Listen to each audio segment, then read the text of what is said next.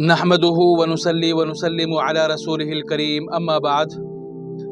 नात पढ़ना शरीयत की नज़र में, रसूलुल्लाह सल्लल्लाहु अलैहि वसल्लम की नज़र में एक पसंदीदा अमल है, एक तरह की इबादत है नात पढ़ना।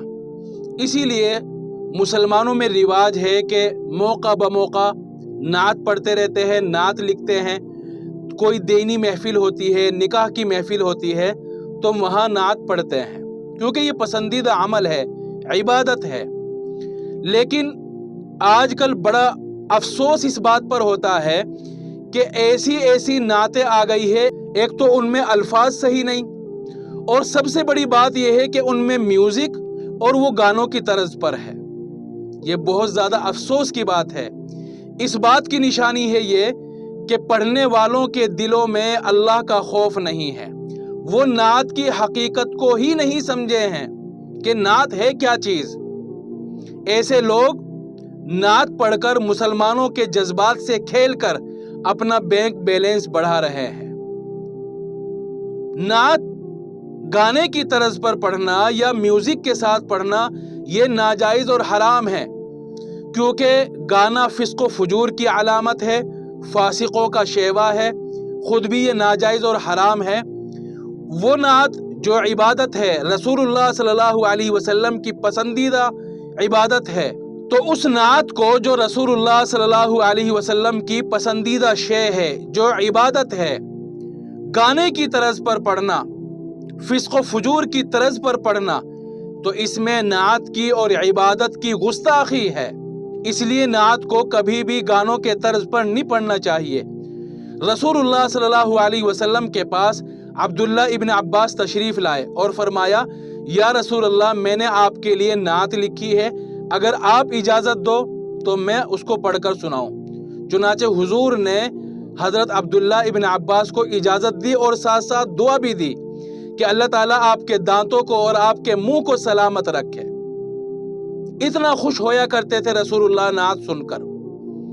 हज़रत हसन इब्न साबित रज़ी अल्लाह ताला अन्हु, जो हुजूर के पसंदीदा शायर थे, जब कुफ़ार और गैर मुस्लिम हुजूर की शान में गुस्ताखी किया करते थे, तो हज़रत हसन इब्न साबित रज़ी अल्लाह ताला अन्हु अशार के ज़रिए काफिरों को जवाब दिया करते थे। और जब हज़रत हसन नात पढ़ते थे, अशार पढ़ते थे, तो रसूलुल्लाह सल्लल्लाहु अलैहि वसल्लम हाथ उठाकर उनके लिए दुआएं किया करते थे कि या रसूलल्लाह, जिब्रील के वास्ते से हस्सान की हिफाजत फरमा। रसूलुल्लाह सल्लल्लाहु अलैहि वसल्लम कितना खुश होते थे। आप इसी नात को गाने की तर्ज पर पढ़ते हैं, आपको शर्म नहीं आती? दुनिया की खातिर, सोशल मीडिया पर मशहूर होने की खातिर, अपनी फैन फॉलोइंग बढ़ाने की खातिर, क्या आपको जरा भी शर्म नहीं आई? ऐसे नात खाहों को ना तो जलसों में बुलाना चाहिए, ना इनको स्टेज पर बुलाना चाहिए, और ना इनको हदिया और पैसा देना चाहिए। जिस तरह ऐसी नातों को जो म्यूजिक वाली है या गाने की तर्ज पर है, पढ़ना हराम है, गाना हराम है, इसी तरह इनको सुनना भी हराम है। ऐसे लोगों को हदिया देना, ऐसे लोगों का हौसला बढ़ाना भी गलत है। जो लोग जलसा करते हैं, ऐसे नात खाहों को कभी ना बुलाए। ये दीनी हमीयत का जज्बा है कि ऐसे नात खाहों को कभी स्टेज पर दावत ना दें, इससे इनका हौसला टूटेगा। अच्छा, बहुत सारे नात खां कहते हैं कभी तरज ही नहीं बनती, और कैसे तरज बनाएं, कोई और तरज है ही नहीं। तो भाई तरज क्यों नहीं है? अगर तरज नहीं है तो ये गाने वाले और सॉन्ग वाले नई नई तरज रोजाना कहां से लाते हैं?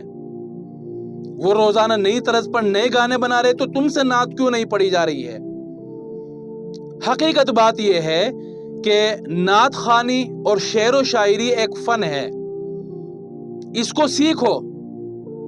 जब आप इस फन को सीखेंगे तो इसकी तरज भी आप पर बनाना आ जाएगी। आप हर नात के लिए नई तरज बना सकते हैं। अगर आप पर नात के लिए तरज नहीं बन रही है, तो इसका मतलब है कि आपने इस फन को नहीं सीखा। नहीं बन रही है तो नात पढ़ने की आपको इजाजत नहीं है। शरई एतबार से गलत है, नाजायज है। नात खानी से आपको दूर ही रहना चाहिए। नात पढ़ना, नात खानी ना फर्ज है ना वाजिब है। وہ لوگ پڑھے جو اس فن کو جانتے ہیں، گانوں کی طرز سے ہٹ کر وہ نعت پڑھ سکتے ہیں، ایسے لوگوں کو نعت پڑھنی چاہیے۔ اللہ تعالی ہم سب کو عمل کرنے کی توفیق عطا فرمائے۔